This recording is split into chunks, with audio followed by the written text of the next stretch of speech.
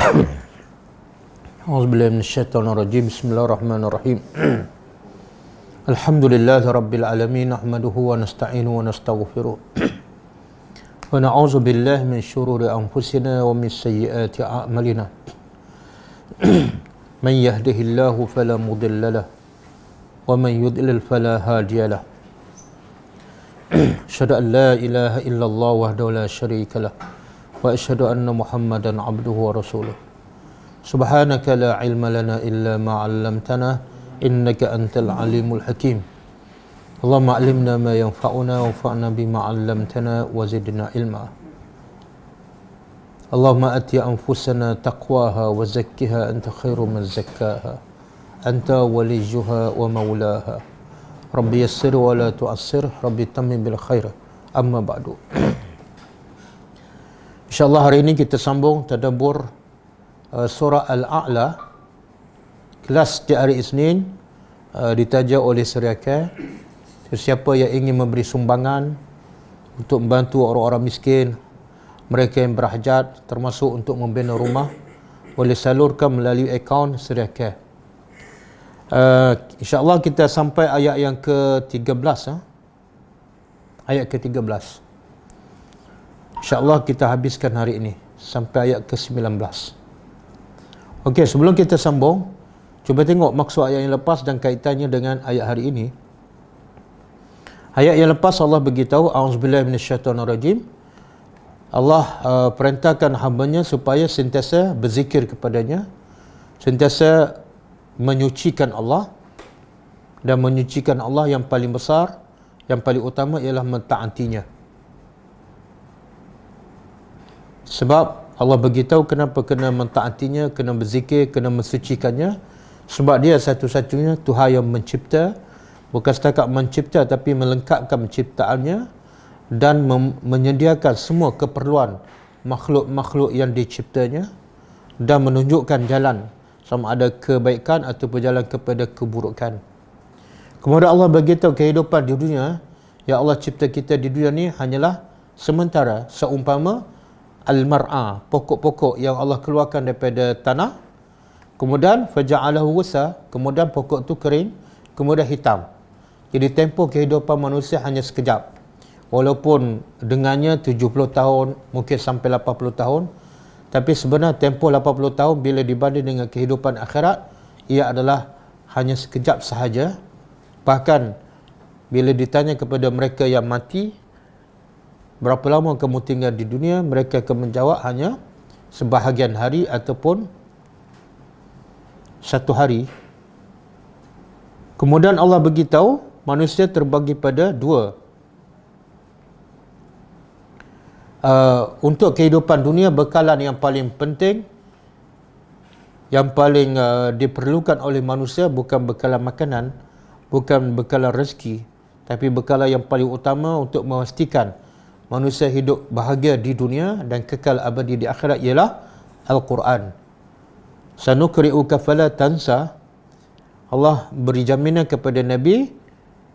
Nabi tugasnya ialah menyampaikan hidayat kepada manusia, dan hidayat itu adalah sumbernya Al-Quran. Jadi Allah kata, kami bagi jaminan engkau dapat baca dan dapat kekal ingatan Al-Quran dalam hati kamu, demi untuk kamu berkongsi dengan makhluk manusia yang lain. Kemudian Allah beritahu Allah akan permudahkan urusan yang sebenarnya memang dah mudah, tapi sebab urusan agama ni berlawan dengan nafsu, maka akhirnya menjadi sukar. Tapi Allah bagi jaminan, siapa yang beriman kepada Allah, semua urusan agamanya akan dipermudahkan. Kemudian Allah beritahu daripada Quran tu, daripada Quran, peringatan daripada Quran disampaikan kepada manusia. Dan bila disampaikan, manusia terbagi pada dua golongan. Manusia dengan Al-Quran ada dua golongan sahaja, tidak ada yang ketiga. Jadi kewajipan Nabi menyampaikan, fazakir, dan bukan memaksa orang menerima peringatan.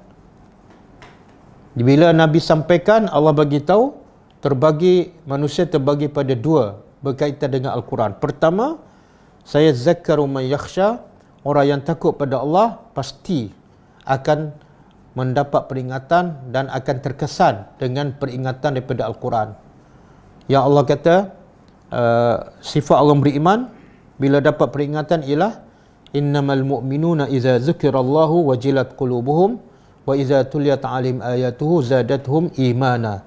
Sesungguhnya orang beriman, tanda orang beriman yang paling jelas dan nyata ialah bila disebut nama Allah gemetar. Dan bila dibaca ayat-ayat Allah, ia akan bertambah imannya. Jadi yang betul-betul akan dapat pengajaran, peringatan daripada Al-Quran ialah man yakhsha, orang yang kenal Tuhan dan orang yang takut kepada Allah. Siapa pula yang golongan kedua? Golongan yang beruntung, yang sentiasa seronok, suka mendengar peringatan, sebab dia peringatan daripada Allah yang pasti baik untuk manusia. Dan golongan kedua ialah golongan yang paling celaka, wa yatajannabuhal ashqa. Orang yang paling celaka, sebagaimana kita belajar minggu lepas, ialah orang yang bukan orang yang miskin, bukan orang yang gagal dalam kehidupan, bukan orang rakyat biasa, tapi orang yang paling celaka ialah orang yang jauh daripada peringatan Allah. Sebagaimana Allah sebut dalam surah At-Taubah, sikap manusia dengan Al-Quran. Ada satu lagi golongan munafik. Golongan munafik ni sebenarnya orang kafir, tapi rupa dia orang Islam. Dia salat belakang Nabi, dia kadang-kadang bersedekah, kadang-kadang puasa, kadang-kadang pergi berjihad lagi bersama Nabi.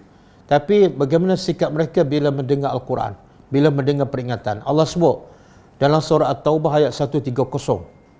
Cuba buka surah At-Taubah ayat 130.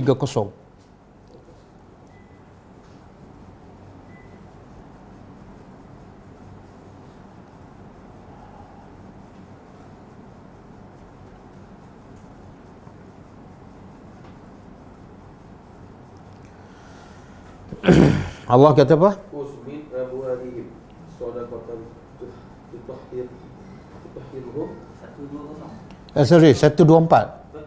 124, sorry. 124.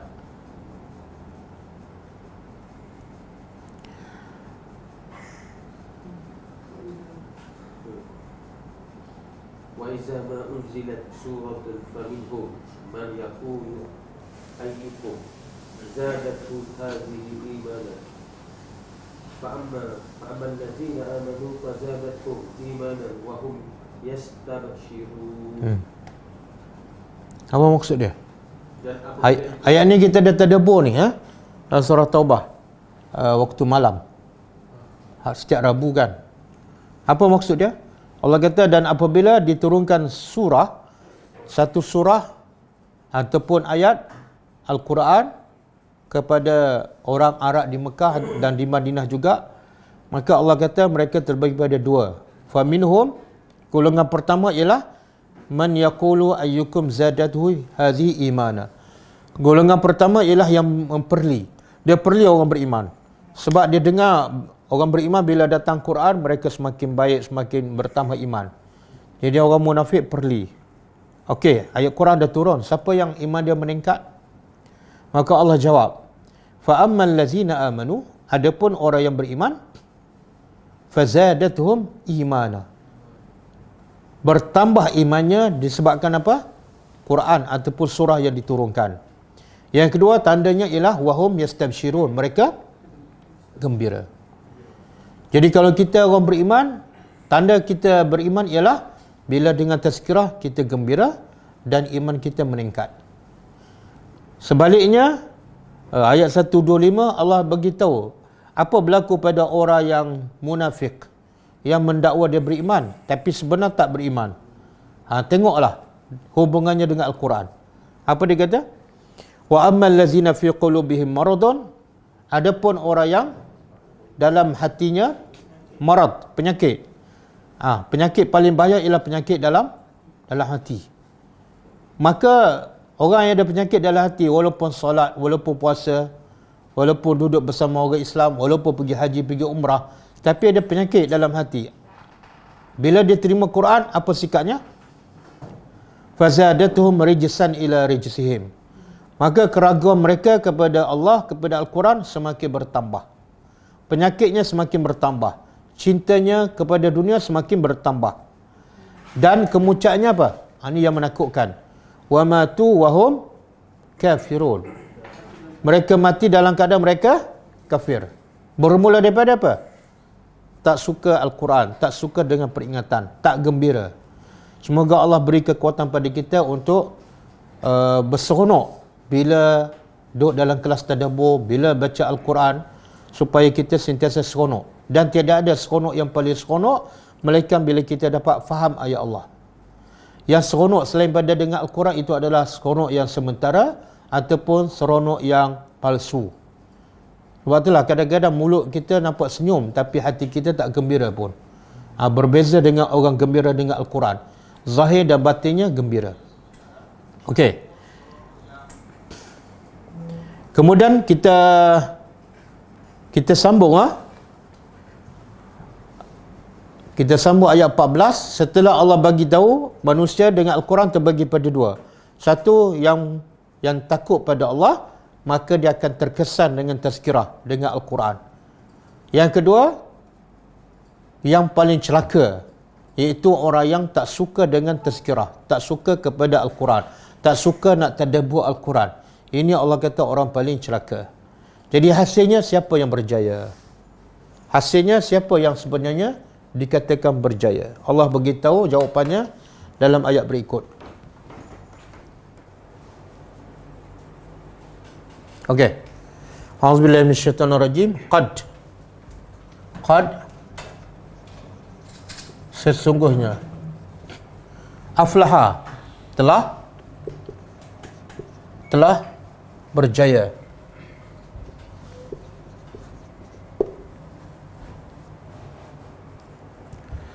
Okey.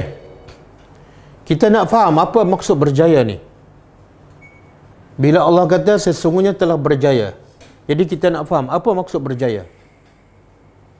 Sebab berbeza orang, berbeza definisi kejayaan. Dan boleh kata semua orang nak berjaya. Tak ada orang yang tak nak berjaya.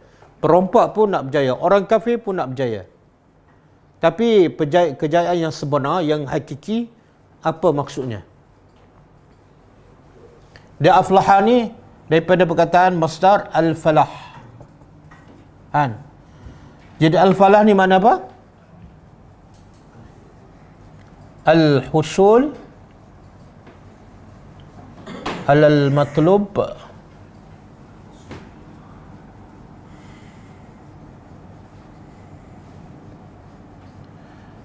anil makruh. Ini definisi al-falah bila disebut dalam Al-Quran. Dan sebenarnya inilah kejayaan yang sebenar, yang hakiki, bukan yang sebagaimana difahami oleh kebanyakan orang. Apa dia? Iaitu al-husul alal matlub. Dia husul ni berhasil, dia mendapat apa yang matlub, yang dicari, yang dikehendaki. Satu. Jadi semua yang dia nak dapat. Satu. Yang kedua, walajtinabu anil makruh. Dan dapat menghindarkan daripada makruh pada yang dia tak suka. Jadi kalau semua yang dia nak dapat dan semua yang dia benci jauh, dapat dielakkan. Itulah definisi berjaya. Okey, kat dunia semua orang mendakwa dia berjaya, tapi ada tak musibah menimpa dia yang dia tak suka? Ada kan? Makna dia belum al-falah. Sebab syarat al-falah tidak ada musibah menimpa dia. Dan ada orang kata dia berjaya, tapi adakah semua yang dia nak, yang dia cita-cita dapat? Contohlah dia nak anak dia pergi ke sekolah dan berjaya, supaya apa? Dapat masuk universiti. Okey, berjaya lulus SPM, kemudian berjaya masuk universiti. Tapi lepas universiti, berjaya tak apa yang dia nak? Tak semua dapat. Jadi sebenar belum al-falah. Jadi apa yang maksud al-falah sebenarnya? Berjaya apa yang dia nak dan dapat elakkan daripada semua yang dia tak suka. Contoh macam mana tu? Mana semua dia nak, dapat. Semua dia tak suka, semua dapat dia elakkan. Mana tak ada satu pun musibah menimpa dia. Macam mana tu? Syurga. Semua ni tak akan dapat kecuali syurga. Bila dapat syurga, semua yang dia nak dapat tak? Tak ada benda yang tak boleh. Dan bila masuk syurga, ada tak makruh? Kesedihan ke, duka cita ke, risau ke, takut ke, sakit ke, tua ke, mati ke, semua tak ada. Boleh? Jadi sebenarnya manusia ni hidup kejar-kejar pagi, petang, siang, malam. Daripada muda sampai ke tua, semua nak berjaya. Tapi betul tak mereka akan dapat sebenar-benar al-falah? Tak. Jadi al-falah sebenarnya bila kita akan dapat? Bila kaki kita mula melangkah pintu syurga. Barulah betul-betul al-falah. Kadang-kadang yang betul-betul al-falah ni siapa dia? Yang dulu kat dunia tak terkenal, orang miskin yang gagal dalam SPM, yang rumah dia nak roboh, tapi dia yang dapat al-falah. Kemudian yang gagal pula yang masuk neraka, kadang-kadang siapa ni? Orang yang paling berjaya kat dunia, paling kaya, paling mewah, tapi dia masuk neraka. Jadi ukuran kejayaannya bukan di dunia. Kan? Ramai orang bila buat kerja ke, saya telah berjaya dalam kerja saya. Usahawan yang berjaya kan, pekerja yang berjaya, pelajar yang berjaya. Tak, semua tu adalah kejayaan yang tidak sebenar, yang sementara. Bukan hakiki. Okey? Kata Imam Ahmad Ibn Hanbal, bila ditanya oleh anaknya, sampai bila kita nak penat ni kat dunia? Berjaya macam mana? Mesti penat, mesti sakit kan? Mesti ada masalah. Jadi sampai bila kita nak duduk macam ni? Sampai bila kita nak berehat? Kata Imam Ahmad Ibn Hanbal, itu sampai bila kaki kita mula melangkah masuk ke pintu syurga, barulah kita betul-betul al-falah. Okey? Dijelaskan. Jadi Allah kata apa ni? Sesungguhnya telah berjaya. Pertama, Allah guna qad. Bila qad ni menunjukkan apa? Penegasan. Bila kita bercakap ni, bila kita perlu tegaskan. Dia bahasa Arab ada inna, kadang-kadang qad kan. Tapi bahasa Melayu tak ada. Bila kita nak tegaskan kata-kata kita guna apa?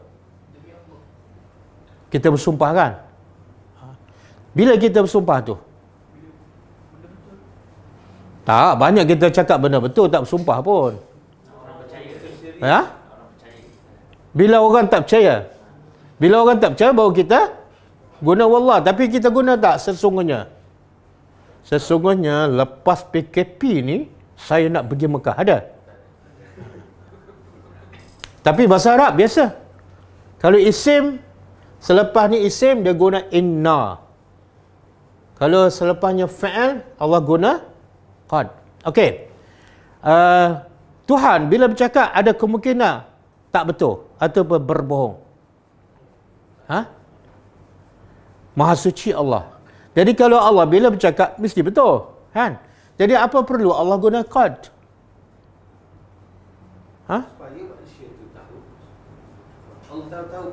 Tak, Allah tak pernah bercakap. Manusia kadang bercakap, bersumpah kan. Sebab kadang-kadang kita tak percaya orang tu. Tapi pada Tuhan, mungkin tak kita tak percaya? Tak mungkin. Habis kenapa Allah guna qad? Sepatutnya tak payah qad. Aflaha aja. Siapa yang ragu-ragu? Sebab Allah nak kaitkan ni sesungguhnya orang yang berjaya ini sebenarnya syurga. Yalah, kenapa Allah guna qad? Kerana Allah tak berbohong. Aku cakap mesti betul. Kamu nak percaya itu masalah kamu. Tapi aku tak pernah berbohong. Faham soalan? Lebih baik faham soalan tak boleh jawab daripada boleh jawab tapi tak faham soalan.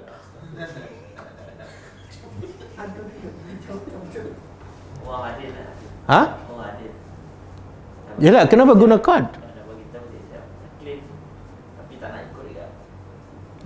Kenapa guna qad?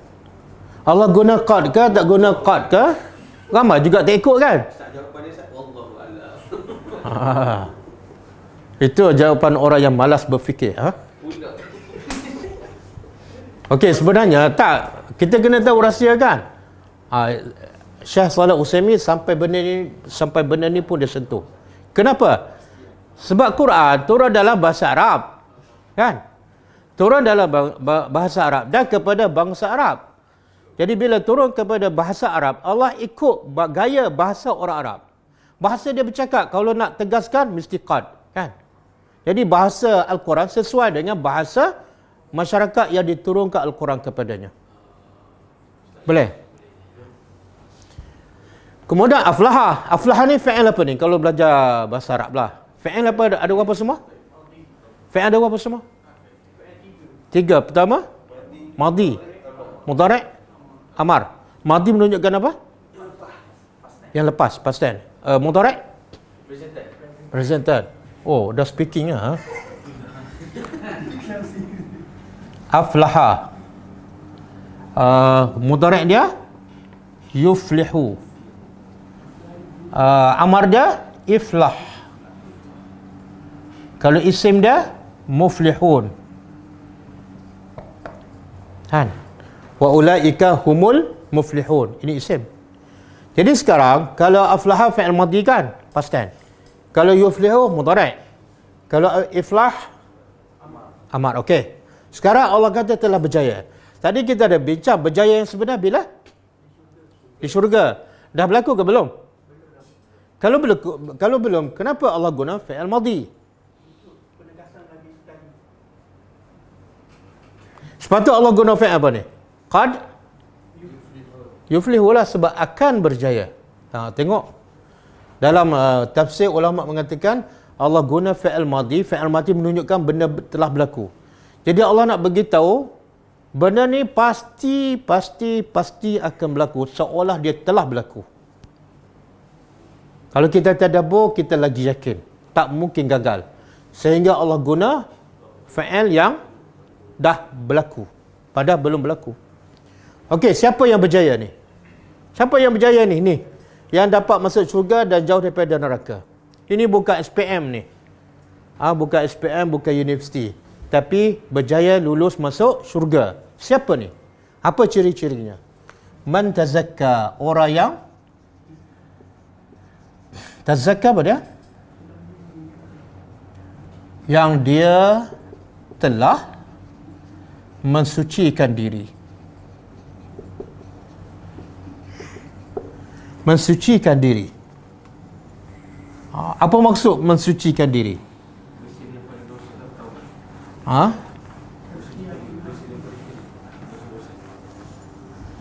Okey. Tazakka ni makna tazkiyah, mensucikan. Tapi mensucikan macam mana tu? At-tazkiyah dia kalau isim ataupun masdar, at-tazkiyah, penyucian. Kalau tazakka fi'il madhi, dia telah mensucikan diri. Kalau tazkiyah, penyucian. Okey, penyucian ni ada 3. 1, 2, 3. Dia kena sucikan 3-3. Kalau sucikan 1 tak suci. Kalau sucikan 2 dan 3 lagi tak suci. Okey, suci yang pertama apa? Haqqullah. Dia kena sucikan hak Allah ke atasnya. Apa dia? Yang paling asas sekali, tidak syirik pada Allah. Hak Tuhan ialah tak syirik. Apa lagi? Sembah dia. Hanya sembah dia. Apa lagi? Tidak riak. Tidak sombong. Ini hak Tuhan. Berdakwah. Maknanya hak Tuhan mensucikan diri kita dari sudut hak Tuhan apa dah? Jangan ada unsur syirik dalam hati. Kalau ada unsur syirik, habis. Tidak ada tazkiyah dan gagal. Termasuklah semua urusan kehidupannya. Bukan solat je. Bukan masa belajar je. Tak, seluruh kehidupan dia. Ya ayyuhallazina amanu udkhulu fis silmi. Wahai orang beriman, masuklah Islam semua sekali. Masa dia pergi kerja, dia mesti tidak ada unsur syirik. Apa dia? Ramai tak pergi kerja tapi syirik pada Allah? Contoh? Dia rasa bos dia pada rezeki. Kemudian dia kerja bukan kerana Allah. Cukup. Itu dah syirik. Kenapa kerja? Nak cari makan. Cari makan untuk apa? Nak hidup lah. Tak ada, kerana Allah tak ada. Maka dia tidak tazkiyah. Beli rumah. Beli rumah boleh tak jadi syirik? Boleh? Dia beli rumah kenapa?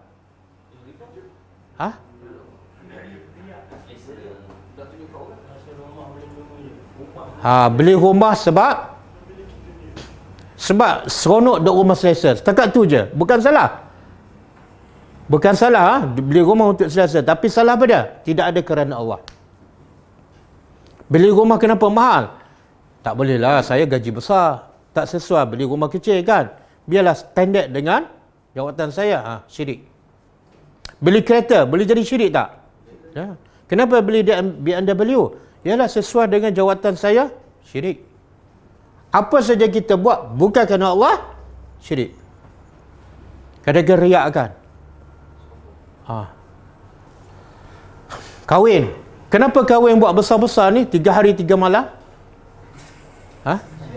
Yalah. Saya bukan orang miskin kan? Saya kena jagalah kedudukan saya. Saya nak jemput menteri-menteri kan? Ada unsur syirik. Okey. Beli telefon kerana apa? Kalau kerana Allah, kenapa ada 2 telefon? Ini jawapan ini bukan soalan kepada perakam ni. Kepada pemilik telefon 2 tapi tidak merakam. Ingat, semua kena disoal. Jadi kita kena faham, orang yang tazkiyah, yang berjaya di akhirat ialah ni, dia jaga hak Tuhan. Daripada bangun pagi sampai hidup. Dia beli baju kerana apa? Kenapa beli baju? Yalah, saya nak bekerja, kena jagalah image saya kan sebagai pegawai. Boleh jadi syirik, hati tak bersih. Kenapa datang kelas? Kebetulan ada masa kosong, kawan ajak kan. Syirik. Ustaz, apa syirik apa? Apa saja yang bukan kerana Allah, syirik. Apa saja yang bukan kerana Allah, syirik.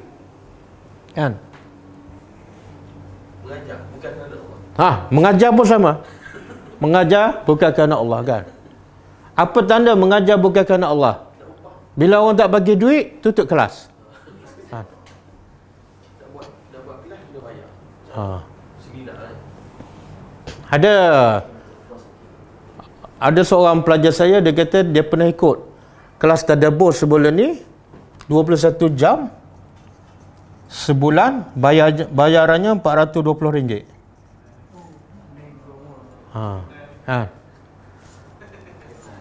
Lepas tu dia kata ni tak boleh, mahal sangat. Dia cari-cari jumpa kelas saya free.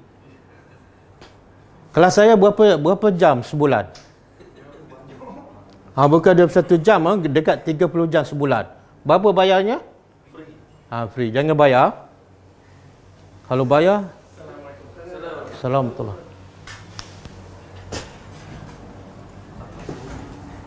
Okey. Hak yang kedua. Haqqu ar-rasul. Tazkiyah, penyucian yang kedua ialah dia bagi hak Rasul. Ada tak hak Rasul ke atas kita? Hak Rasul ke atas kita mana? Siapa kena buat? Hak Rasul ke atas kita, siapa yang kena buat? Kita lah. Hak Allah ke atas kita, siapa kena buat? Hak kita ke atas Rasul, siapa kena buat? Hak kita ke atas Rasul, siapa kena buat? Rasul. Ada tak hak kita ke atas Rasul? Ada, apa dia? Rasul wajib sampaikan. Itu hak kita. Kalau Rasul sembunyikan, berdosa. Okey, apa hak Rasul yang kita kena buat? Barulah kita ada unsur tazakka. Apa dia? Ittiba'us sunnah. Wajib ikut sunnah Nabi. Siapa yang tidak syirik, tak sembah yang lain, tapi amalan tak ikut sunnah Nabi, sebenarnya dia belum tazakka. Hati dia masih kotor. Kenapa? Apa kaitan hak Rasul dengan hak Allah dalam konsep tazkiyah ni? Sebab Allah kata apa? Siapa yang cinta Allah mesti ikut Rasul. Bila kamu tak ikut Rasul, sebenarnya hati kamu kotor, iaitu kamu tak hormat Tuhan. Allah dah bagi syarat, kalau betul kamu cinta aku, kena ikut ni. Bila tak ikut, hati kamu kotor. Kamu tak hormat Nabi dan kamu tak hormat Allah yang mengutuskan Rasul. Sebab itulah, tolonglah apa-apa saja amalan yang bukan daripada Nabi, jangan amalkan. Bila kita amalkan yang bukan daripada Nabi, kita sangat sempit peluang untuk menjadi orang yang berjaya. Sebab kita belum ada unsur tazakka yang kedua ni. Apa saja amalan, kadang-kadang selawat 1000 kali kan. Kadang-kadang selawat yang bukan daripada Nabi, bukan. Walaupun namanya selawat, tapi kita hati kita kotor. Hati kita kotor. Kotor dari sudut apa ni? Bila kita selawat puji Nabi tak? Tapi kita buat bilangan 1000 pagi, 1000 petang. Sebenarnya kita kotor. Hati kita kotor. Dari sudut apa ni? Kita tak muliakan Nabi. Dan bila tak muliakan Nabi, mana tak muliakan Allah. Habis. Walaupun namanya selawat. Okey? Sebar hadis-hadis palsu kan? Hadis maudhu'. Nabi kata apa? Orang ni yang menyebarkan, mendustakan ke atas aku dengan sengaja, tempatnya dalam neraka. Walaupun dia kata contohnya hadis, tapi dia ahli neraka. Sebab dia tidak ada tazkiyah yang kedua. Okey, tazkiyah ketiga. 1, 2 tak cukup bagi. Ada satu lagi. Itu hakul ibad. Hak hamba-hamba ataupun hak manusia. Hakul ibad bil ibad. Apa dia ni? Solat dah okey dah, tak syirik. Sunnah pun ikut Nabi dah. Tapi yang ni tak ada. Dia tak akan berjaya. Tazakkarnya tak lengkap. Apa dia hak orang ke atas kita?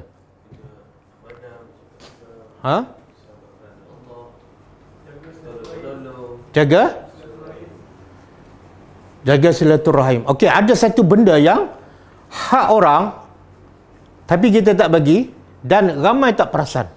Silaturahim mungkin orang perasan kan, kalau dia putus hubungan silaturahim biasa dia perasan. Tapi yang ni hak orang ramai tak buat tapi ramai tak perasan. Zakat ramai perasan. Doa bagi salam.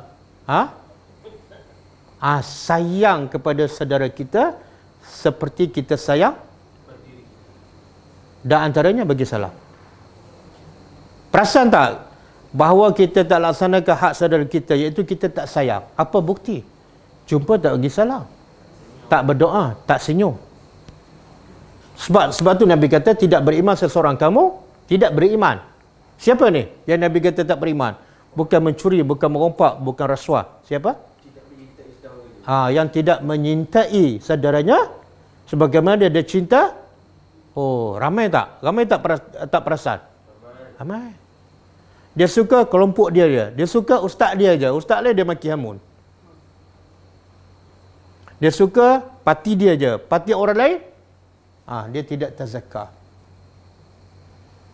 Okey. Innamal mu'minuna ikhwatun. Dan kita kena sentiasa berdoa kepada semua orang Islam walaupun dia buat jahat pada kita. Apa dalil? Wajib berdoa pada semua orang Islam yang dah mati, yang masih hidup, yang akan datang. Wajib berdoa, itu hak orang ke atas kita. Apa dalil?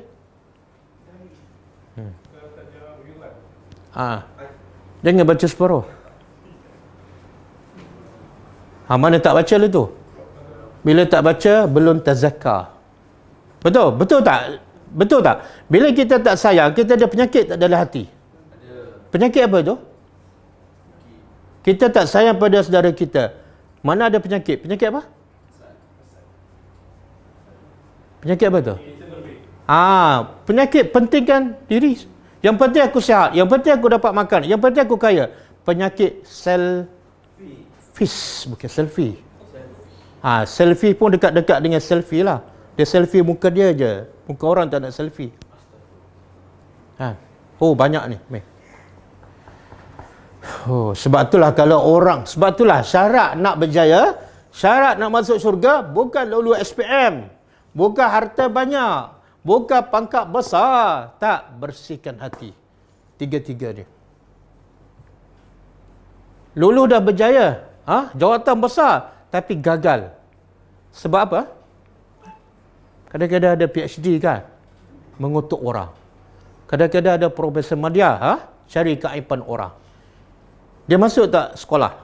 Masuk tak universiti? Tapi kenapa gagal? Kenapa? Kenapa hati tak bersih? Kan dia dah belajar. 6 tahun sekolah rendah, 5 tahun sekolah menengah, 4 tahun universiti, 15 tahun semua. Kenapa hati tak bersih? Kalau orang kampung, orang Pulau Mega, hati tak bersih, okey. Sebab tak pernah masuk sekolah, buta huruf pula. Ini yang belajar sampai Menara Gading, sampai luar negeri, pergi US, UK, lagi hati kotor, lagi sombong. Betul tak? Sebab, anda tahu apa sebab? Jawab. Soalan jawab pandai. Sebab dia lupa, dia belajar tentang kerana Allah. Dia lupa Allah tu, Ustaz. Kalau dia Allah tu, dia Allah, Ustaz. Dia lupa? Dia lupa Allah. Okey. Sebab dia lupa Allah. Saya nak tanya, kalau dia pergi sekolah, belajar di sekolah, kemudian menengah, kemudian universiti, dia tak lupa Allah. Agak-agak dia bersih tak hati dia? InsyaAllah. Dia tahu ni Allah tak suka, dia tak buat. Jangan cakap insyaAllah, pengalaman yang lepas lah. Ada tak? Keluar universiti tu, sayang pada saudara dia, baca Quran pun menangis. Ada? Cinta pada Nabi, semua amalan dia nak sama dengan amalan Nabi. Ada tak? Yang habis universiti? Tadi kata ada. Jawapan tak boleh goget, tak boleh goget. Bila goget ada tak bersih tu, Jadi kita nak fikir, kenapa? Duit dah habis banyak kan, Kadang-kadang mak bapak belanja ratus ribu untuk anak. Pergi hantar sekolah mahal, pergi universiti luar negeri, tapi hati tak bersih. Dia rasa usaha dia. Dia rasa usaha dia. Dia rasa usaha dia? Bukan. Itu sebab-sebab yang kecil. Sebab dia tak ada apa-apa. Tak ikut silibus. Silibus apa?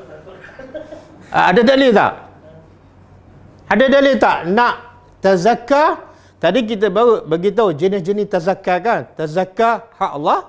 Yang kedua tazakar hak Rasul. Yang ketiga tazakar hak. Silibusnya apa?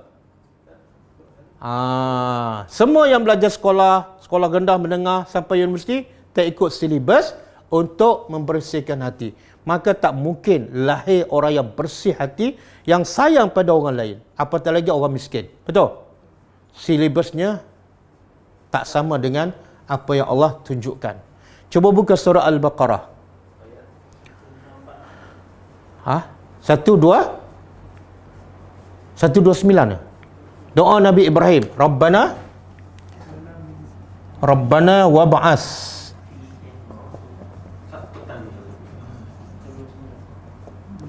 Rabbana wab'as fihim rasulan minhum yatlu alaihim ayatika wa yu'allimu kitab wal kemudian wa yuzakkihim kemudian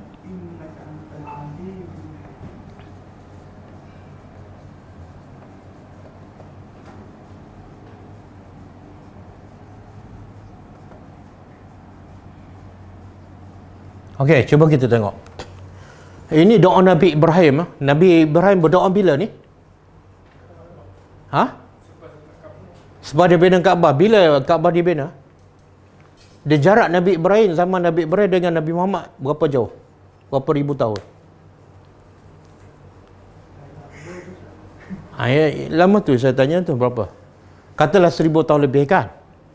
Tapi doa Nabi Ibrahim untuk siapa ni? Untuk orang yang zaman Nabi Muhammad. Apa doanya? Cuba kita tadabbur. Rabbana, wahai Tuhan kami, wa ba'as. Utuskan fihim, di kalangan mereka. Siapa ni? Orang yang ketinggalan di Mekah lah. Kan dia doa selepas bina Kaabah. Jadi pada pandangan Ibrahim, orang akan datang ramai sebab itu rumah Allah, kan? Tapi kalau datang ramai tanpa silibus ni, hancur. Maka Nabi Ibrahim nak orang ramai tapi jadi bersih jiwanya. Maka Nabi Ibrahim berdoa, ya Allah, utuskan kepada mereka seorang rasul. Satu. Minhum, daripada kalangan mereka. Apa tugas rasul ni? Yatlu, membaca ayat-ayat engkau. Bukan baca sains, bukan baca geografi, bukan baca sejarah, kan? Baca ayat engkau. Kemudian yang ketiga, mengajar. Yang ni baca, yang ni maknanya baca saja tak cukup. Rasul saja tak cukup. Rasul, yang kedua baca, yang ketiga mengajar. Mengajar apa ni? Quran dan hikmah. Hikmah ni sunnah Nabi ataupun pengajaran ataupun setiap ayat ada hikmah dia, kan? Kemudian kemuncaknya apa? Wa yuzakkihim. Sama kan? Tazakka yuzakkihim. Dan akhirnya dengan Rasul ni, dengan silibus ni, dengan Al-Quran ni akan membersihkan mereka. Boleh? Jadi tazkiyah mesti ada murabbi, betul-betul buat kerja kerana Allah tanpa mengharapkan upah daripada manusia, dan kerjanya sepenuh masa muzakir. Kemudian apa yang dibaca, apa silibusnya?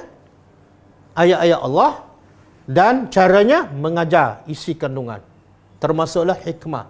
Maka terhasil tak tazkiyah? Okey, saya nak tanya, Allah makbul tak doa Nabi Ibrahim ni? Tapi bila? Selepas 1000 tahun, kan? Rasul ni ialah Nabi Muhammad. Ayat engkau ni ataupun kitab ni ialah Quran. Hikmah ni ialah hadis.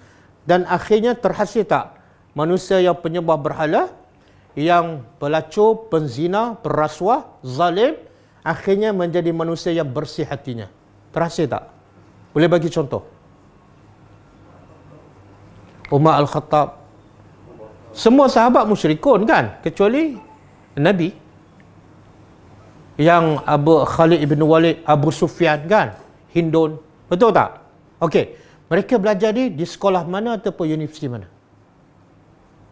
Ada sekolah tak? Ada Mahat Tafiz? Ada universiti? Fakulti apa? Berapa tempoh mereka belajar? Tak ada sampai tak sampai 23 tahun, kan? Ada yang mati awal lagi. Betul tak? Macam Ammar bin Yasir. Bapak dia, kan? Yasir. Berapa tahun dia belajar ni kitab daripada Nabi? Sehingga dia bersih jiwanya. Berapa tahun? Sebulan. Tak perlu 23 tahun. Kadang-kadang sebulan, kan? Kadang-kadang 1 hari je. Boleh? Jadi akhirnya lahir tak? Khaira ummatin ukhrijat, sebaik-baik umat yang dilahirkan untuk semua manusia, kan? Betul tak? Dengan generasi yang Nabi ajar ni, masa dia kadang-kadang 1 hari, kadang-kadang sebulan, kadang-kadang 2 tahun. Tapi lahirlah sebaik-baik umat yang menyebarkan Islam untuk semua manusia. Betul? Islam sampai kat sini sebab apa? Inilah pelajar-pelajar Universiti Rasulullah. Ada bangunan? Tak ada. Ada whiteboard? Tak ada. Ada alat kemudahan mengajar? LCD? Tak ada. Ada kamera 2-3 depan Nabi? Tak ada. Tapi berlaku tak pembersihan jiwa? Sebab itulah semua para sahabat tazakar tak? Dan semua para sahabat insya-Allah masuk syurga tak? Aflaha. Ya Allah. Kita ni belajar tempoh lama, kan? 6 tahun sekolah rendah, 4 tahun menengah, 5 tahun menengah, 11. Universiti 4 tahun, 15, kan? Kadang-kadang sambung master, PhD. Dan berapa banyak sekolah, berapa banyak universiti, berapa ratus buah Mahat tahfiz. Tapi lahir tak khaira ummatin? Pasal apa? Di mana silapnya? Di mana silap? Silibus. Jadi kita masalah bukan tak cukup sekolah, bukan tak cukup bangunan, tapi masalah tak ikut silibus. Yang tu kita dengar pengetua Mahat Tahfiz meliwat 9 orang pelajarnya. Biasa dengar tak? Pengetua Mahat Tahfiz Al-Quran. Quran juga. Tapi kerja dia beda, meliwat pelajar. Menakutkan. Kita jarang dengar pengetua sekolah Kristian meliwat pelajar. Biasa dengar. Yang terbaru kat Kelantan tu, pengetua sekolah agama didakwa rogol pelajarnya 13 tahun sampai umur 15 tahun. 3 tahun pengetua sekolah agama. Di mana silap? Tak ikut silibus.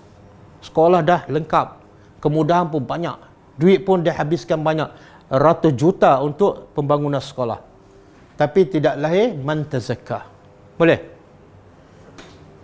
Jadi nak jadi orang tazakka perlu tak sekolah? Perlu tak sekolah? Perlu tak Mahat Tahfiz? Perlu tak alat yang canggih? Habis dia perlu apa? Rasul ni siapa-siapa boleh ganti tempat dia. Ulama. Mak bapak boleh tak? Boleh. Yang penting apa dia? Yang diajar ialah ayat-ayat Allah. Yang diajar ialah Al-Quran. Yang diajar ialah sunnah Nabi. Pasti akan berlaku tazkiyah. Kan? Okey. Tengok kemudian Allah beritahu setelah tazkiyah an-nafs apa berlaku? Hasilnya wa zakara, dan dia menyebut isma, nama Tuhannya. Apa makna zakara? Sebut nama Allah. Apa maksud dia? Sentiasa berzikir dan taat. Kita dah belajarkan. Az-zikru ialah ta'atullah. Zikir ni kadang-kadang mulut tak berzikir, tapi dia taat pada Allah. Itulah zikir. Kenapa diam ni? Kenapa tak berzikir? Tak. Saya sedang berzikir. Habis kenapa tak bergerak mulut? Iaitu saya sedang mentaati perintah Rasul. Bila tidak ada yang baik, Nabi kata diam. Saya pun sami'na. Itu zikir. Daripada subhanallah, subhanallah, subhanallah, fikiran melayar. Itu bukan zikir. Okey? Jadi bila hati bersih, otomatik dia akan dia bila hati bersih, dia macam contohlah. Kalau botol air dalam tu bersih kan. Kita tebuk ke mana-mana, keluar air bersih ke air kotor? Jadi pagi dia keluar zikir, petang keluar zikir, masa makan keluar zikir, masa hujan keluar zikir, orang buat baik keluar zikir kan. Sebab sininya bersih. Tapi kalau hati kotor, biasa keluar apa kat mulut? Kotor. Cakap. Apa faedah pun tak tahu. 1 jam habis, kosong. Mengata orang tu, saya tak mengata, saya nak buat contoh kan. Contoh macam gelas. Dalam botol tu air kotor kan. Kita tebuk ke mana-mana, keluar air apa? Kotor. Sebab dalamnya kotor. Okey. Dan daripada zikir itu Allah kata fasalla. Lalu dia solat. Apa kaitan ni? Tazakka, zakara asma rabbi, fasalla. Apa kaitan? 3, 1 tazakka, yang kedua zakara, yang ketiga cuba kaitan. Bila hati bersih, sentiasa berzikir. Dan dalam banyak-banyak berzikir, dalam banyak-banyak ibadat, yang paling utama, solat. Okey. Solat pula, syariat lain macam mana? Benda yang haram, benda yang mungkar, benda yang makruh macam mana? Allah tak sebut dah. Dari mana kita boleh faham? Kan Allah sebut dalam surah Al-Ankabut apa dah? Innas salata tanha. Bila kamu dah berzikir, kamu solat. Kalau solat tu berasal daripada hati yang bersih, automatik kamu akan tinggal benda mungkar. Automatik kamu akan suruh orang buat benda yang ma'ruf, sebagaimana perintah Luqman kepada anaknya. Apa dia? Ya bunayya aqimis salah. Dirikan salat, lepas tu Wa'mur bil, suruhlah orang buat benda ma'ruf dan wanha anil. Bila solat jadi baik. Ustaz, ada orang solat buat munkar, mana salah kat sini lah ni. Dia solat hanya pergerakan, bukan berasal daripada hati yang bersih. Dia solat tapi mulut tak berzikir kepada Allah. Satu hari itu tak ada zikir, kecuali lepas solat aja. Itu pun kalau imam yang berzikir. Kalau imam tak berzikir, dia pun tak. Okey.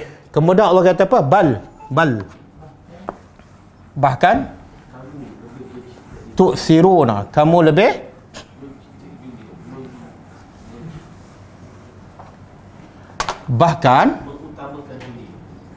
bahkan tu'siruna, kamu mengutamakan al-hayat ad-dunya, kehidupan dunia. Al-hayat, kehidupan dunia apa mana? Tak, dunia asal-asal mana? Rendah ataupun hina. Daniyah, daripada makna rendah ataupun hina. Jadi kenapa Allah namakan kehidupan dunia? Sebab pertama dia pendek, sekejap. Yang kedua, hina. Kehidupan dunia tak ada benda yang mulia. Betul tak? Betul kan?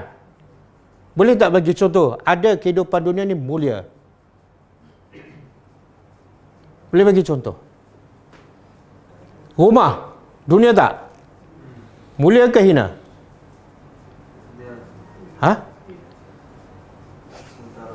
Mulia ke hina? Mulia, hina lah. Sebab apa? Satu masa dia akan hancur.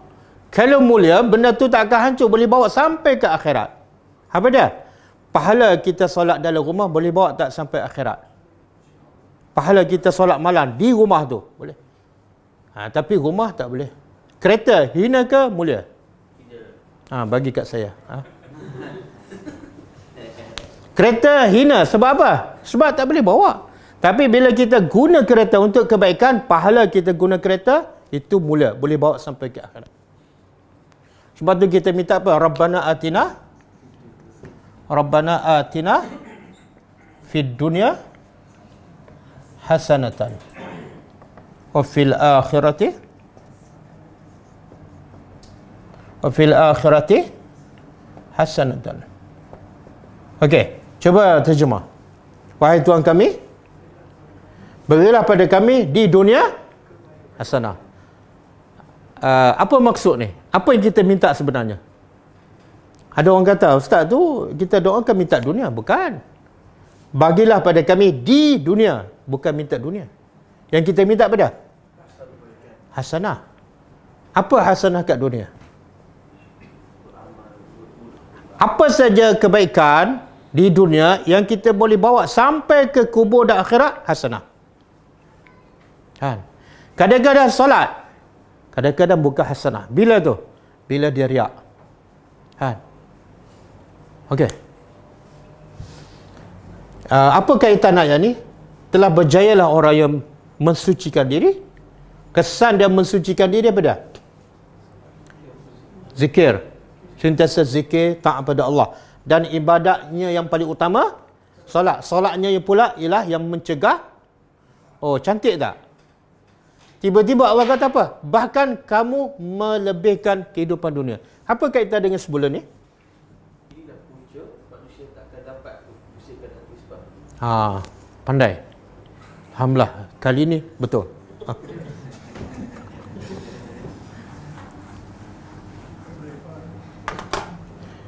Ni Allah kata telah berjayalah orang yang mensucikan diri. Apa tanda dia mensucikan diri? Mulutnya sentiasa berzikir. Anggota badan sentiasa taat. Dan ibadat paling utama dia tak pernah tinggal. Sentiasa solat berjemaah, khusyuk awal waktu. Tetapi tak ramai yang buat macam ni. Apa punca? Ini penyakit ni. Bila dia melebihkan dunia, tak ada ni. Mana hati dia telah kotor. Dan kaitan juga dengan ayat sebelum ni. Allah kata apa? Saya zakkaruman yakhsha. Kemudian wa yatajannabuha al-ashqa. Tazkirah ni akan dapat pengajaran oleh siapa? Orang yang takut. Dan akan dijauhkan tazkirah peringatan orang yang paling celaka. Siapa paling celaka? Ni. Lebihkan dunia daripada akhirat. Pergi kerja awal. Bila hari cuti, subuh lambat. Bila nak pergi melancur ke luar negara, pergi airport awal. Pukul 3 pagi dah sampai. Flight pukul 5. Tapi masjid kat rumah, orang qomat tak pergi lagi. Melebihkan, hanya orang yang paling celaka.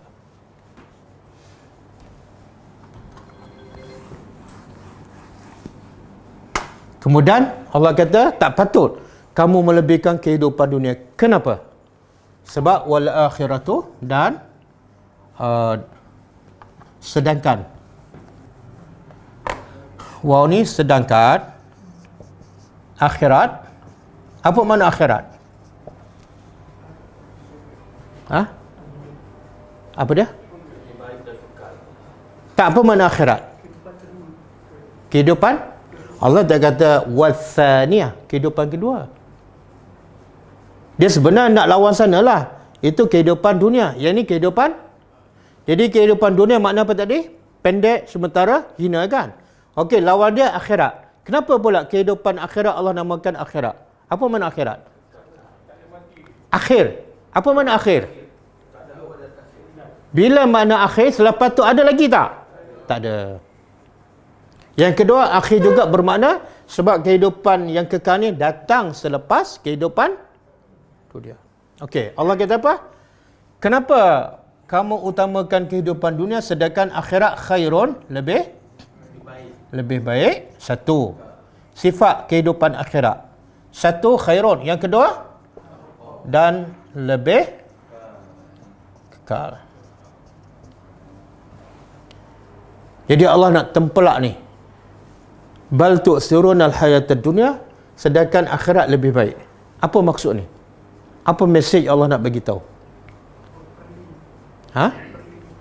Perli, dan Allah nak beritahu bodohnya manusia. Apa kebodohan manusia? Kebodohan yang paling bodoh.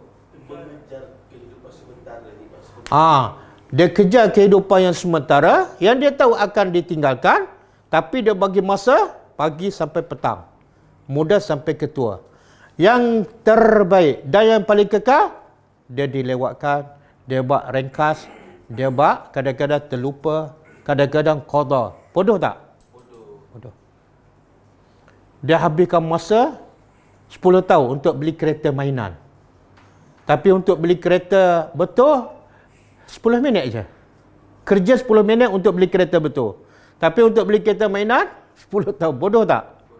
Kalau ada orang macam tu, kita kata apa? Kita nak berkawan tak dengan orang macam ni? Tak nak kan? Sebab apa? Bodoh sangat kan? Tapi kalau utamakan kereta mainan daripada kereta utama, kita tak nak berkawan. Yang utamakan kehidupan dunia dibandingkan akhirat, lagi ramai kan? Dan lagi bodoh. Tapi ramai tak jadi kawan kita. Ada jugalah. Mana kita bodoh juga tak berkawan.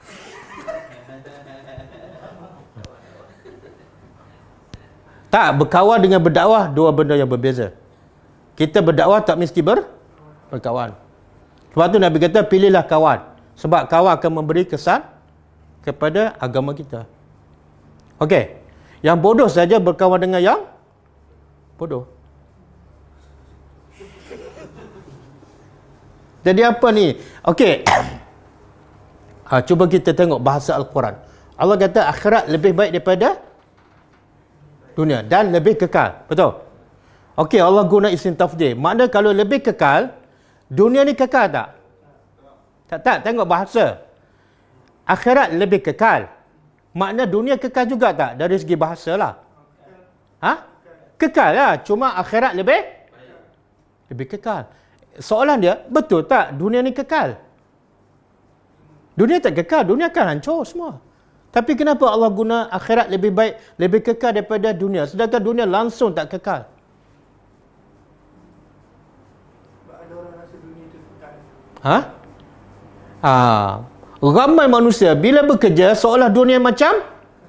Jadi Allah gunakan apa yang manusia fikir. Okeylah, kalau kamu kata dunia tu kekal, okeylah, kami terima. Tapi bila dibanding, mana lebih kekal? Akhirat. Jadi kalau kami setuju dunia kekal, dan kamu pun setuju akhirat lebih kekal, kalau kamu cerdiklah, kamu bagi masa yang mana lebih lama? Tapi hakikat kamu bagi masa yang lebih lama untuk apa? Mana kamu bodoh jugalah. Bodoh. Ramai tak orang bodoh? Ha? Ya, sampai sekarang. Bercakap ada masa. Bila nak berzikir? Ya Allah, terlupa nak zikir pagi ni. Ya. Cerdik ke bodoh? Ya, bila kita kurang cerdik, bila orang bodoh kan. Ha? Okey. Kemudian Allah kata apa? Inna, sesungguhnya, haza, ini apa maksud ini ni? Tak, ini itu isim isyarah. Isyarah tu refer kepada apa yang disebut sebelum tu. Apa dia? Ni peringatan ni. Orang yang berjaya, orang yang suci hatinya, dan tanda dia beda. Sentiasa berzikir, jaga solat 5 waktu, solat dia pula mencegah kemungkaran. Dan orang yang tak berzikir, tak solat, orang yang lebihkan dunia, semua ni adalah lafi, pasti ada dalam suhuf. Apa makna suhuf? Suhuf jamak sahifah. Apa makna sahifah? Lembaran. Maksud dia kitab lah. Semua peringatan ni sesungguhnya pasti telah ada dalam lembaran ataupun kitab al-ula yang awal. Apa Allah nak bagi tahu? Penyakit ni dah ada lah. Allah nak bagi tahu peringatan ni bukan baru je. Bukan. Peringatan tentang kehidupan dunia sementara, kehidupan akhirat lebih baik dah lama dah. Jadi kalau kamu tak dengar juga, tak ikut juga, jangan salahkan Tuhan. Dalam kitab Ibrahim, ada tak? Ada. Dalam kitab Nabi Musa, ada. Semua cerita kelebihan akhirat. Kemudian kita pun tanya, suhuf ula ni yang mana? Allah huraikan. Antaranya yang paling penting beda, suhuf kitab Ibrahim dan kitab Musa. Okey. Nabi Ibrahim ada kitab tak? Apa nama dia? Nabi Musa ada kitab tak? Nama apa kitab? Oh, ada nama pula. Tak, sebenarnya suhuf ni bukan nama. Bukan nama. Dia nak bagi tahu kitab lah. Jadi nama kitab Ibrahim Allah tak bagi tahu. Kan? Bila tak bagi tahu, jangan bagi nama. Tapi nama kitab Ibrahim, Nabi Musa Allah bagi tahu tak? Apa dia? Kita boleh bagi nama. Ya Allah bagi nama, kita bagi nama. Ya Allah tak bagi, kita diam. Okey. Dalam banyak-banyak kitab para Nabi dahulu, kenapa Allah sebut dua Nabi ni? Kenapa tak sebut Isa, Harun kan? Nabi Nuh. Peringatan untuk yang kaum Yahudi. Ibrahim bukan Yahudi. Yang Yahudi siapa? Musa. Perangai manusia hari ni banyak berlaku di zaman Nabi Ibrahim dan Musa. Dah ada. Contoh, perangai apa? Ini semua ada ni. Ini berangan ni utamakan dunia ada sejak bila lagi? Nabi Adam lagi, anak dia sendiri kan? Anak dia utamakan dunia, sebab tu dia bunuh adik-beradik dia. Sebab itulah penyakit tu. Syirik banyak berlaku bila? Zaman lain tak banyak berlaku syirik. Selepas Nabi Nuh, Nabi Ibrahim mula naik balik syirik. Ya. Allah. Nabi Isa banyak tak berlaku syirik. Dan mereka orang Nasrani mendakwa Isa itu adalah anak Tuhan. Jawapan tak salah. Cuma yang saya nak jawapan bukan tu. Sebab Allah sebut dua ni, pertama Ibrahim adalah Nabi yang terbaik. Selepas Nabi Ibrahim siapa? Ikut ranking dia. Selepas Nabi Muhammad. Tak. Yang kedua, Nabi Ibrahim lah. Nabi Ibrahim. Yang kedua ranking dia ialah Nabi Ibrahim. Sebab itulah bila kita selawat dalam solat, kita sebut nama Nabi Muhammad dan Ibrahim. Dan kisah Nabi Ibrahim pun banyak disebut dalam Quran. Okey, Musa pula kenapa? Sebab Musa ni Nabi yang terbaik daripada kalangan Bani Israel. Nabi paling ramai ialah daripada Bani Israel. Tapi yang nombor satu siapa? Musa. Kenapa Musa nombor satu? Ha? Oh, dugaan dia, ujian dia paling besar. Dan kisah dia paling banyak disebut dalam Al-Quran. Apa dugaan Musa yang paling besar? Apa dia? Pergi jumpa Firaun. Dia lintah laut tak ada apa. Ha? Kita tak perasan, kita ingat dugaan Musa paling besar ialah Firaun. Bukan. Firaun daripada awal lagi Musa. Tapi yang menyakitkan hati siapa ni? Yang lawan dia sendiri. Dulu kini sampai Musa mati. Siapa? Pengikut dia sendiri. Kan? Allah kata apa dalam surah Saf? Wa iz qala Musa liqaumi ya qaumi lima tu'zunani. Wahai kaum aku, kenapa engkau sakitkan aku? Firaun nak sakit tak apa, sebab dia bukan kaum aku. Firaun nak sakit aku tak ada masalah. Dia memang daripada awal lagi tak ikut aku pun. Kamu sekejap beriman, sekejap kufur. Kenapa ni? Kenapa nak menyakitkan aku? Ujian paling besar ialah bila pengikut kita paling tadah masuk parti lain.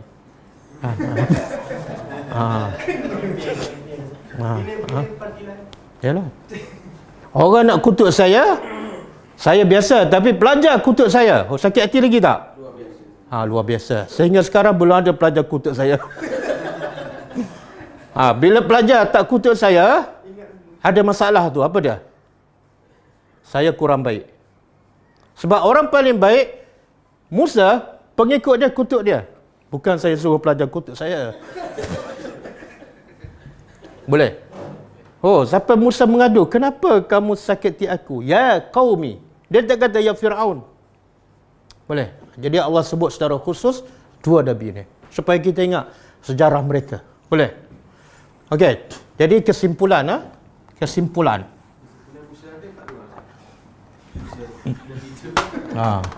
Kesimpulannya Musa dapat adik perempuan.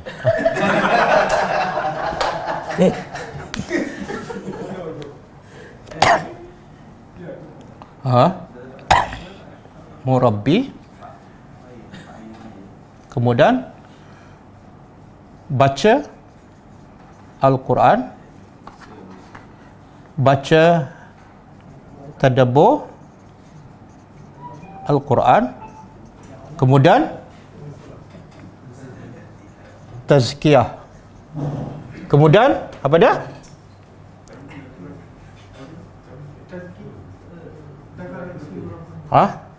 Aflaha. Hoi. 700 lebih. Tak apa. Ramai tak apa. Jangan kutuk Okey, tengok Ya Allah nak bagi tahu. Untuk melahirkan generasi Al-Falah. Dengar Datuk Adnan Untuk melahirkan generasi Al-Falah. Apa dia? Bermula dari sini lagi. Dia tak perlu bangunan sekolah. Mula murabbi. Ya, kemudian silibusnya apa? Baca dan tadabbur Al-Quran. Allah sebut tak dalam doa Nabi Ibrahim tadi, Rasul ni menghafal Al-Quran? Tak ada. Bukan salah hafal Quran, bukan salah. Tapi itu bukan tujuan utama. Untuk melahirkan orang yang Al-Falah. Baca tadabbur Al-Quran. Kemudian baru tazkiyah. Bila tazkiyah baru ada, ya Allah, berapa ramai yang hafal Quran, hati dia kotor. Mulut tak berzikir pada Allah. Solat bila cuti, lambat. Kan? Berbeza sekarang. Apa dia? Sekarang ada apa? Cikgu. Kalau sekolah lah. Kalau universiti, pensyarah. Apa yang dia ajar? Yang dia ajar? Ada bangunan sekolah tak? Ada bangunan universiti tak? Canggih tak? Ada. Kemudian yang dia ajar apa tak? Macam-macam. Akhirnya lahir apa? Tu. Tu'sirunal hayatad dunya. Yang penting kerja dunia beres. Solat lewat. Betul? Dan yang perasuah lahir daripada sekolah mana? Perasuah. Daripada sekolah ni lah. Kan? Yang duk berebut kuasa tu, belajar universiti ke, belajar kat sekolah Rasulullah. Semua lahir daripada sini. Betul tak? Berapa banyak proses ni nak melahirkan pelajar universiti dan orang yang berjaya kat dunia, berapa bilion duit dihabiskan. Berapa banyak masa dihabiskan. Dibanding dengan sekolah Rasulullah, berapa duit dihabiskan? Ada bangunan sekolah? Tak ada. Ada diberi elang guru? Tak ada. Tapi akhirnya khaira ummatin. Yang ni lahir apa dah? Bukan al-falah. Jadi sekarang saya nak nasihatkan diri saya daripada semua. Jangan fikir nak buka sekolah lagi. Jangan fikir. Jangan fikir lagi nak buka mahtafiz. Sebab kita bukan masalah tak cukup mahtafiz. Kita bukan masalah tak cukup sekolah. Bukan masalah tak cukup universiti. Kita masalah besar ialah silibus. Silibus. Bukti apa? Zaman Nabi sekolah tak ada, mahtafiz tak ada, universiti tak ada, tapi boleh menggegarkan dunia, boleh menggerungkan musuh sebab silibusnya. Jadi apa yang ada kita betulkan, jangan tambah lagi ya. Wallahu a'lam.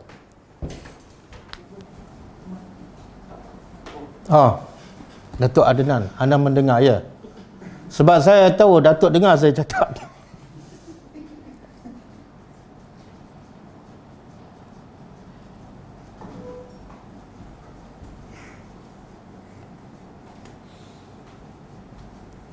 Adakah hadis Rasulullah yang berbunyi, bekerjalah kamu seperti kamu akan hidup selamanya dan beramallah kamu seperti kamu akan mati esok. Itu bukan hadis Nabi. Bukan hadis Nabi. Jadi jangan kita bekerja sungguh-sungguh berdasarkan alasan Nabi yang suruh. Bukan. Itu bukan hadis Nabi. Dan ulama kata itu ada mengatakan itu pendapat kata-kata seorang sahabat. Kata-kata seorang sahabat. Bila kata-kata seorang sahabat tak boleh jadikan hujah. Satu. Yang kedua, kalau kita nak ambil kata-kata itu sebagai motivasi, tak salah. Iaitu bila bekerja, anggaplah kamu akan hidup selama-lama. Tapi jangan ambil bahagian tu saja. Ambil bahagian kedua apa dah? Bila beribadat, sungguh-sungguh juga macam nak mati besok. Betul? Tapi biasa orang ambil bahagian pertama je. Bila kerja keluar pagi balik petang. Tapi bila solat lembek je, tak bersungguh-sungguh. Wallahu a'lam.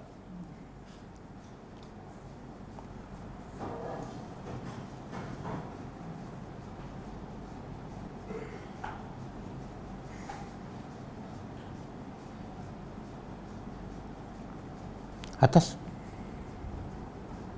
Kenapa Ustaz yang bukan Islam tu kebanyakannya lebih mengikut Islam? Apa maksud? Yang bukan Islam tu kebanyakannya lebih mengikut Islam. Mana masuk Islam ke ikut akhlak orang Islam? Soalan tak jelas.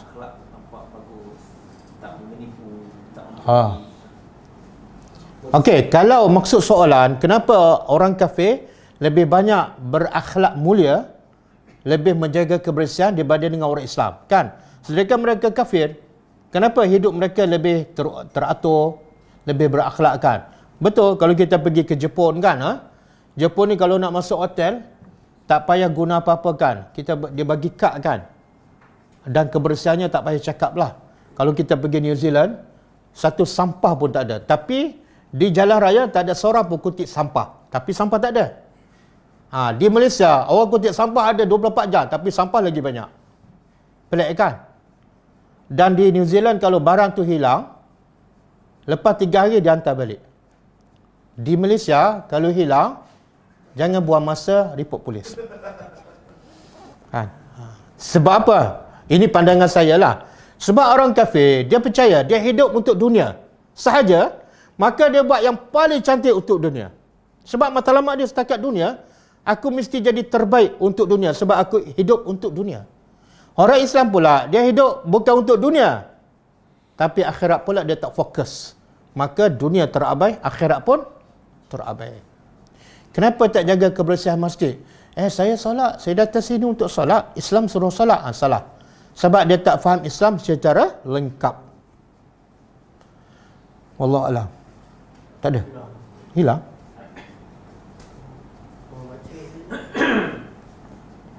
Saya baca hadis mengatakan Allah tidak akan tidur tanpa membaca surah Al-Mulk dan As-Sajdah. Mohon penjelasan.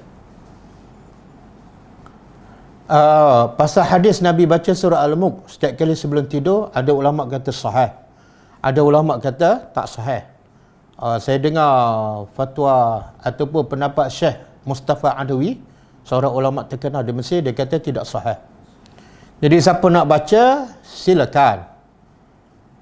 Sebab ada ulama mengatakan sahih, tapi jangan ambil dari segi surah apa dibaca tapi kita tak faham. Nabi baca, kita nak ikut Nabi, kita berbaca, tapi kita tak ikut yang lebih besar daripada itu. Apa dah? Nabi faham, Nabi amalkan, Nabi sampaikan. Bukan surah Al-Mulk je, semua surah. Kita bila Nabi baca, kita baca saja, tapi tak faham, tak amalkan dan tak sampaikan. Sebab tu apa yang kita baca tak memberi kesan, tak mengubah kehidupan kita. Yang paling penting tadabbur, yang paling penting taklim. Sebab tu Nabi kata, sebaik-baik kamu siapa? Sebaik-baik kamu siapa? Bukan yang baca, bukan yang hafal, bukan yang khatam, bukan yang baca setiap malam. Yang belajar dan mengajar, baru jadi manusia terbaik. Macam mana kamu dengan baca surah Mulk saja, tak faham, tak mengajar, tiba-tiba nak selamat daripada azab kubur? Macam mana? Kamu belum jadi orang yang terbaik.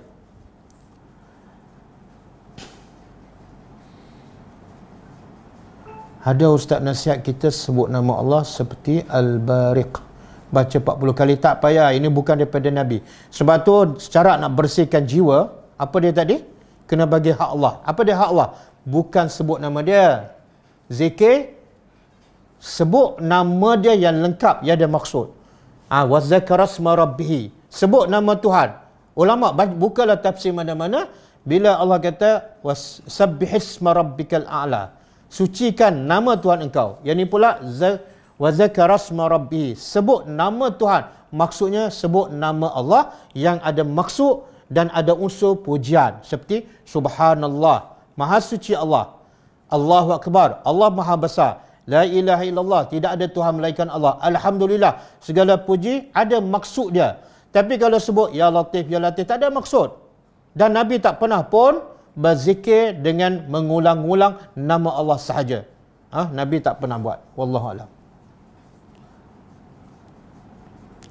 Adakah hadis yang berbunyi kefakiran mendekati kekufuran? Ya, hadis. Tapi sebenarnya maksud tu orang yang fakir harta dan fakir agama, maka dia akan lebih dekat kepada kekufuran. Sebab tu kalau kita tengok, kalau orang tu fakir tapi fakir harta, tapi dia faham agama, dia adalah terpuji. Bahkan yang paling ramai masuk syurga orang fakir. Dan kita dah belajarkan surah apa? Surah Al-Hujurat. Allah memuji orang fakir. Allah memuji orang fakir. Siapa? Fakir yang datang daripada muhajirin. Lil fuqara'il muhajirin, Allah puji. Orang-orang fakir daripada kalangan muhajirin, Allah puji. Sebab apa? Sebab dia fakir kerana berjuang pada agama Allah. Dia berhijrah kerana Allah. Dan Allah juga puji orang fakir Al-Ansar. Bahkan ada di Masjid Nabi golongan fakir ahli suffah, 30 lebih kurang 70 orang kan. Jadi fakir yang lebih dekat kepada kekufuran ialah satu fakir harta, yang kedua yang paling besar ialah fakir agama. Wallahu a'lam. Ada tak zikir syirik? Zikir syirik? Tak ada. Syirik ke syifa? Zikir syirik macam nak jadi syirik je? Tak ada. Al-Quran membentuk insan kamil. Soalan, bolehkah setiap hari masuk kerja kita niat aku kerja kerja Allah?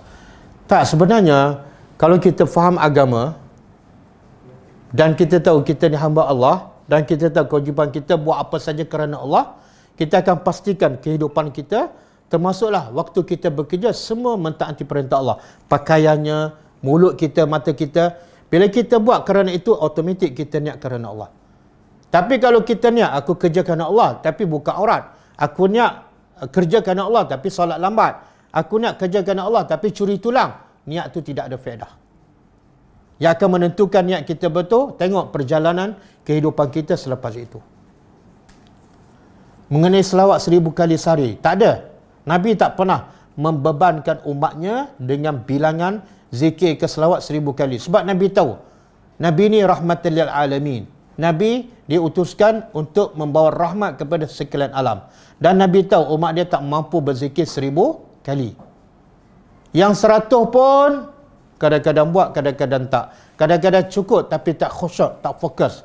Cuba bayangkan kalau 1000, Nabi tahu. Nabi adalah pendidik yang teragung. Nabi tahu apa yang sesuai, bilangan apa zikir yang sesuai. Sebab tu zikir yang Nabi bagi tak lebih daripada 100. Baca yang 100 je. Ustaz, macam mana nak didik anak supaya ikut silibus yang sepatutnya? Sebab banyak pegawai sekolah yang sibukkan harian supaya boleh bantu sama-sama capai tazkiyah. Okey, soalan macam mana didik anak supaya ikut silibus yang sepatutnya? Sebab banyak program sekolah yang sibukkan. Sebenarnya cara kita menyebabkan anak kita tak boleh belajar Al-Quran apa dah? Kita hantar ke sekolah yang silibus dia bukan Al-Quran. Jadi kita pun buat alasan sekolah ni sibuk dengan urusan lain. Memanglah sekolah silibus dia lain sebab tujuannya lain. Tujuannya bukan tazkiyah.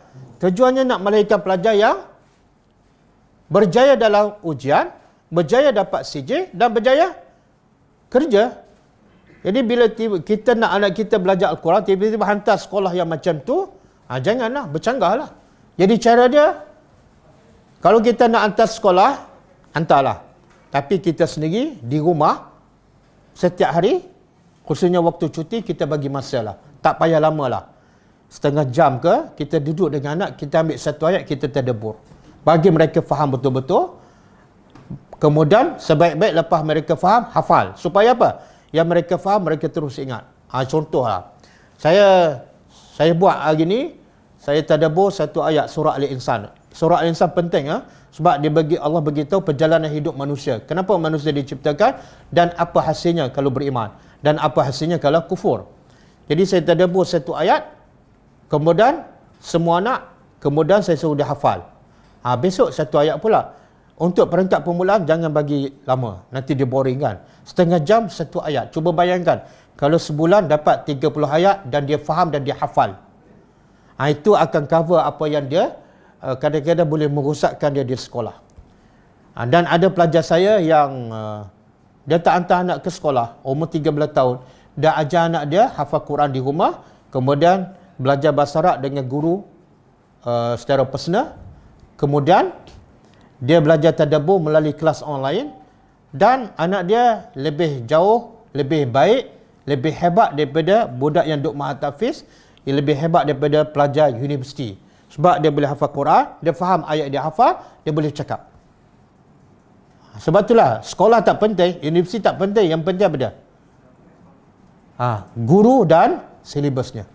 Guru dan silibus. Kalau kita menjalankan tanggungjawab itu sendiri, lagi bagus, lagi berkesan. Sebab itu memang tanggungjawab ibu bapa, bukan tanggungjawab guru. Mengapa 5 Nabi ini digelar ulul azmi? Sebab kehebatan mereka yang paling hebat ialah kesabaran. Allah sebut satu ayat, orang yang para nabi yang sabar itulah ulul azmi. Nabi lain bukan tak sabar. Nabi lain bukan tak sabar, tapi tahap kesabaran 5 nabi ini adalah sangat tinggi. Wallahu a'lam. Hadis tentang kelebihan surah Al-Mulk. Baca surah Al-Mulk boleh halang daripada siksa kubur. Ada ulama hadis kata dhaif. Ada ulama kata dhaif. Kita nak baca-bacalah, tapi percayalah. Kalau kita baca Quran, kita faham, walaupun tak baca setiap malam dan kita amalkan, kita ikut perintah Allah, selamat dunia, selamat daripada azab kubur, selamat daripada padang mahsyar, selamat daripada neraka. Tapi kalau baca asyik, baca surah tertentu, banyak lagi perintah Allah dalam surah lain kita tak faham dan kita tak amal, kita tak akan selamat.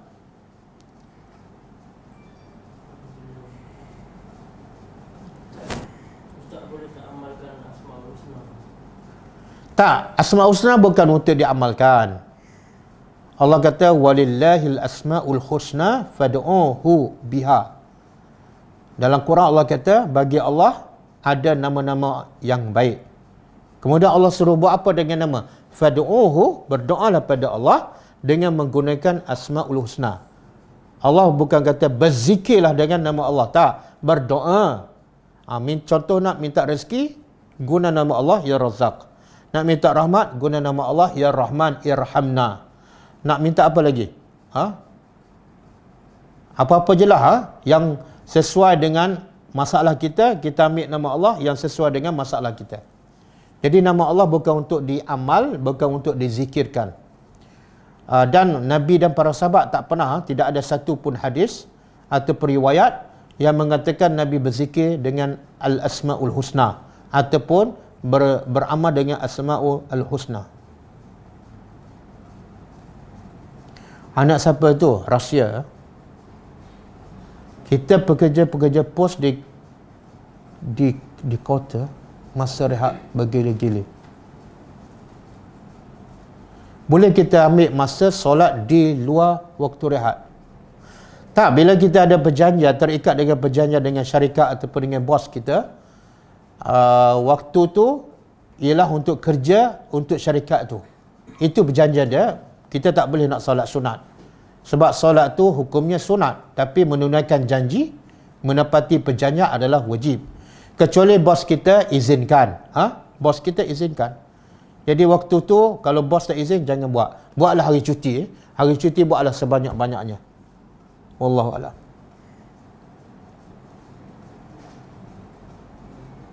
Adakah hadis Rasulullah yang berbunyi? Ada. Tak ada dah? Okey.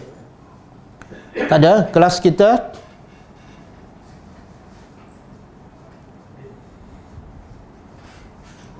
seterusnya ialah besok pukul 10.30 insya-Allah. Kita tutup dengan membaca tasbih kafarah. Subhanakallahumma wa bihamdika asyhadu an la ilaha illa anta astaghfiruka wa atubu ilaik. Assalamualaikum warahmatullahi wabarakatuh.